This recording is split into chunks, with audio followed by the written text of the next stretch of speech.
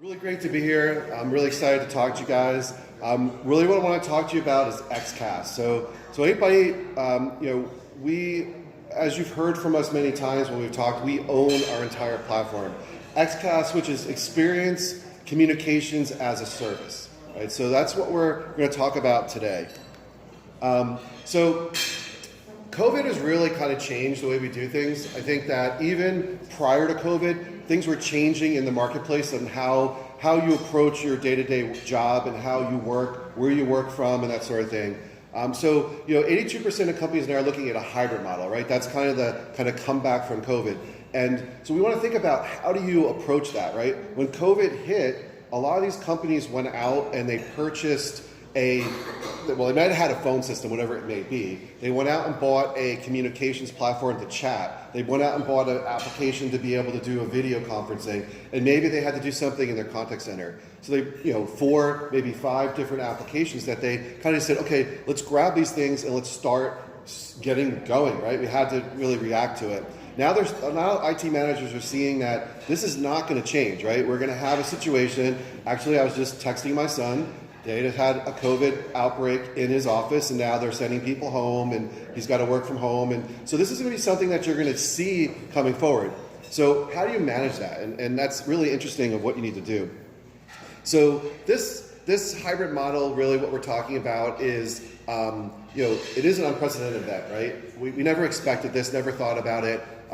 A lot of companies, I've talked to companies that were thinking about going to cloud right before COVID hit. Now they kind of sped that up. We have other companies that I spoke to that never would have thought about going to cloud. They're like, we have a nice phone system here in our office. I don't trust the cloud. I don't want to go to the cloud. Now they're like, yeah, we need to go to the cloud to be able to do our day-to-day jobs, be able to help our employees do their jobs.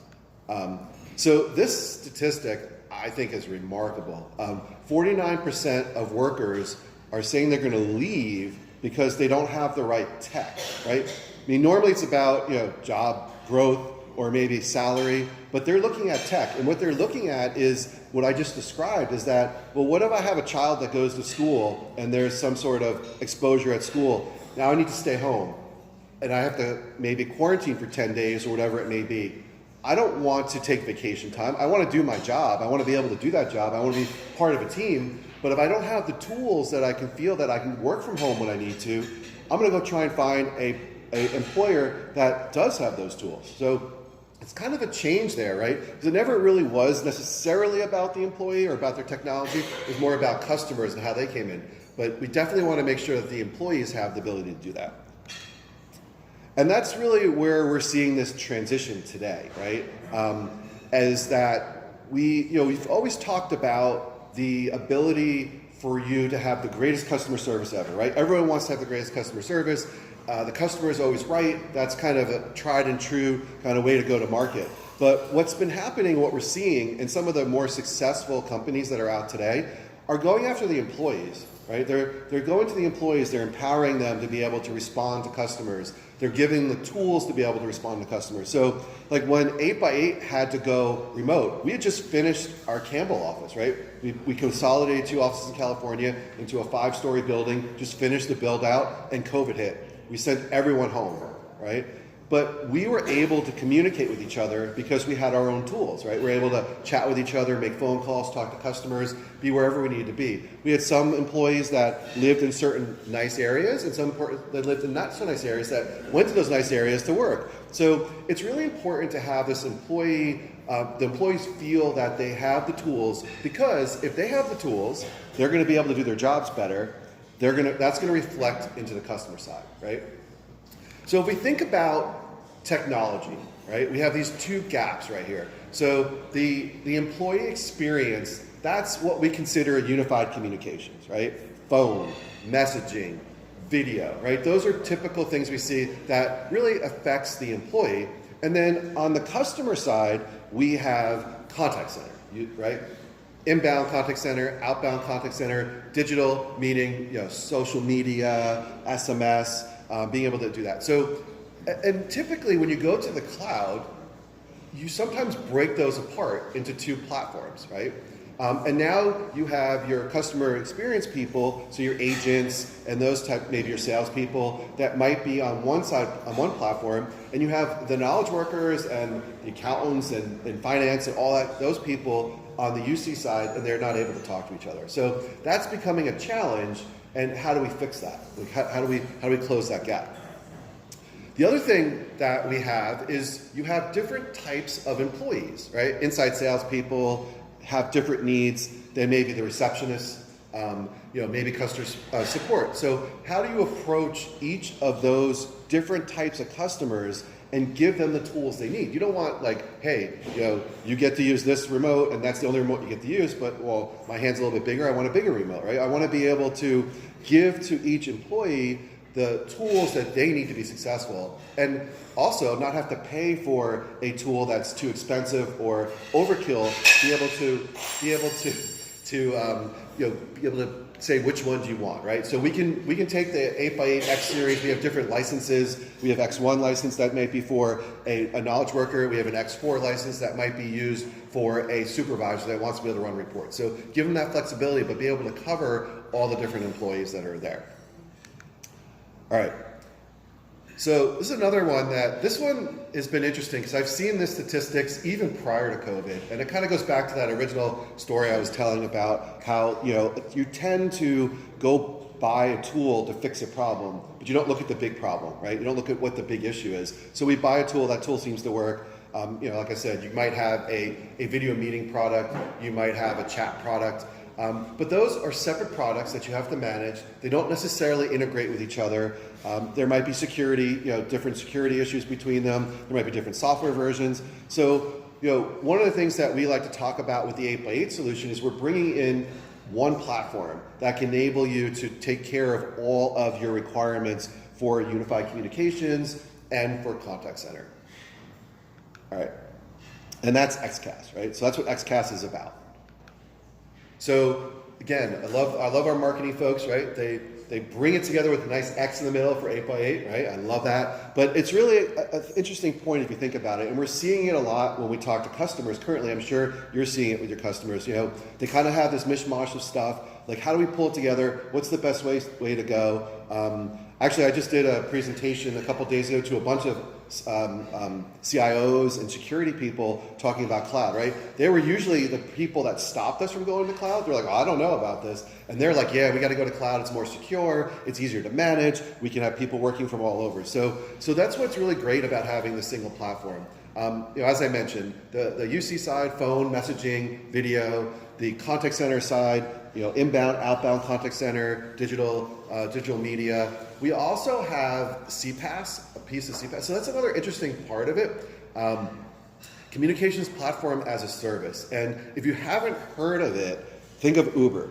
Uber is a great example of this. When you use the Uber application, if you call the driver, you're not calling them from your cell phone, you're calling them through the app. So they're using a piece of CPaaS to be able to do that. When you're texting the driver, you're texting them through the app. So we have insurance companies that will look at our product and say, hey, I'd like to design an insurance app that my customers will use, but I also want to be able to, maybe if there was an accident, and maybe it's a minor accident, I'd love to send a link to the actual customer and say, hey, can you take a video? Let's do a video of what's going on. And then the agent can say, yeah, you know what, we're going to need to get you a tow truck, we're going to get you a rental car, or no, bring it right over to the shop, here's the shop to go to, and they can take care of it today, right? It's a minor accident. So this technology, taking those pieces and being able to apply them, is another thing that we're seeing kind of in this transformation today. So a little different than buying a package, it's more about development, but there's lots of different banking, insurance,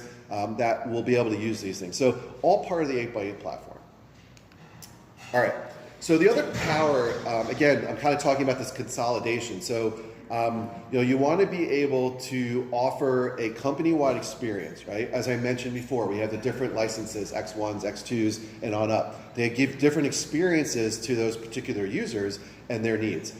Salespeople might want to have a mobile app and be able to go be remote. The receptionist needs to have, we have our new front desk receptionist console that we just released. That's part of our 8x8 work. Right? So if you're a receptionist, you still have the ability to chat, to see status, to start a video meeting, but you could also be able to handle multiple calls, see who's available on the phone, drag and drop those calls, do supervisor blind transfer. So all those features that that person particularly needs, we can assign that feature to that user and a cost associated with it, which is really good.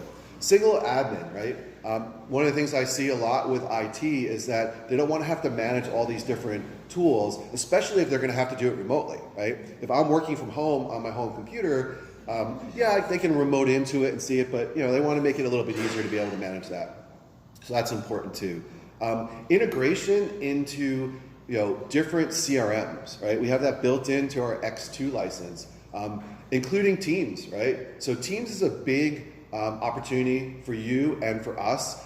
If you're selling 8x8 already or plan to sell 8x8, adding Teams is simple as turning on a switch inside our platform.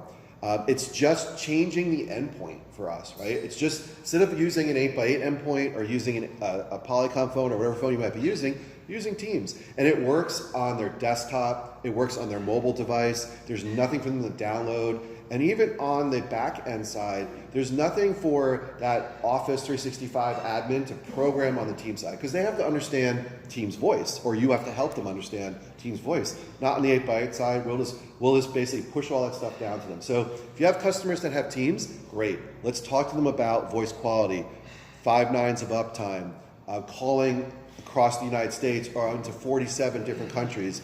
We can deploy Teams in 157 countries. So we have the ability to really grow the product and work with them. And basically you're using our platform to develop, to create the auto attendants, the ring groups, the port numbers. It's simple. So if you're selling it already and you just have to turn Teams on, there's really no difference. So it really makes it great to have that conversation. I know for me as a sales engineer and talking to IT managers, I always used to cringe when they'd say, oh yeah, we just deployed Link or we deployed Skype, and now I'm trying to sell them my tool, right? They're like, well, I just did this, I don't want your tool. Well, that's great. If you want to use Teams as your front end, go ahead and do that. So that's perfect. Again, just you can kind of see as, I'm not going to read every single one up there, but you can kind of see as you kind of go across, you can kind of hit all the different points of why it makes sense to have this single platform. All right. Then we also are able to integrate, as I mentioned before, into other CRMs. So I've had conversations with a customer. They were looking to use Teams. They're looking at a bunch of different other vendors out there, and they kind of asked, what's the difference between using us and using somebody else? And I asked them a question about, do you have a CRM? And they're like, oh yeah, we use Zoho. And I'm like, how'd you like to integrate your Teams client into Zoho? Perfect, right?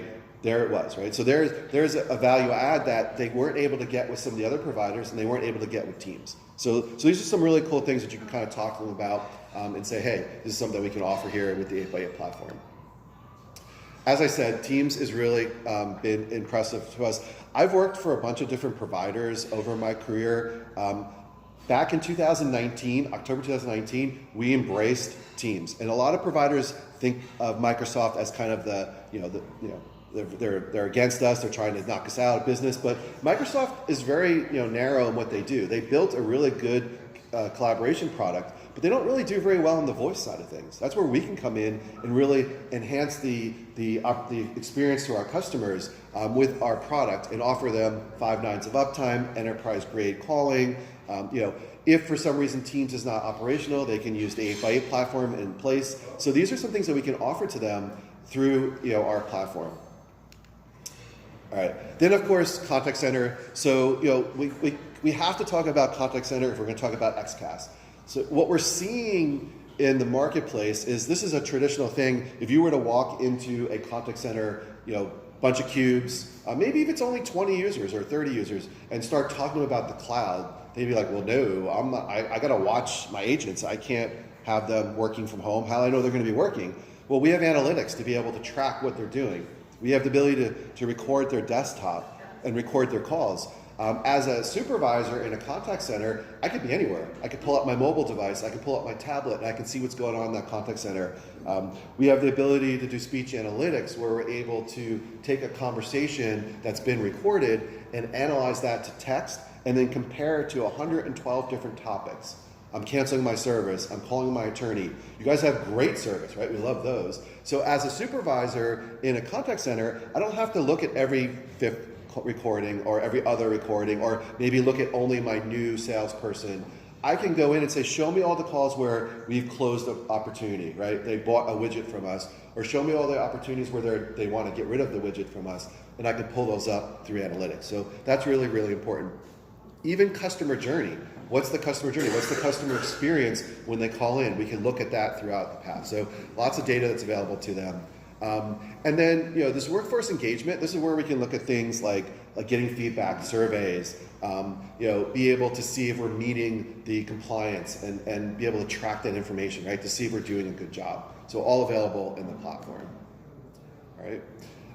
Again, I love this speech analytics. I think that, it's an X8 license, so a single license is giving you the ability to do analytics. So this is like high-end stuff you expect to see in large contact centers. I mean, we see contact centers 4, 6, 8, 10 people, right? We can go up to thousands if we need to, but we're able to offer an opportunity. If you start to talk to your customers about how they intake their customers, how they do that, have this conversation. If you're not used to selling contact center, we'll help you do it. But if you start to add a contact center into a UC opportunity, we're just talking about it, right? That starts to really make the numbers grow, first of all, right?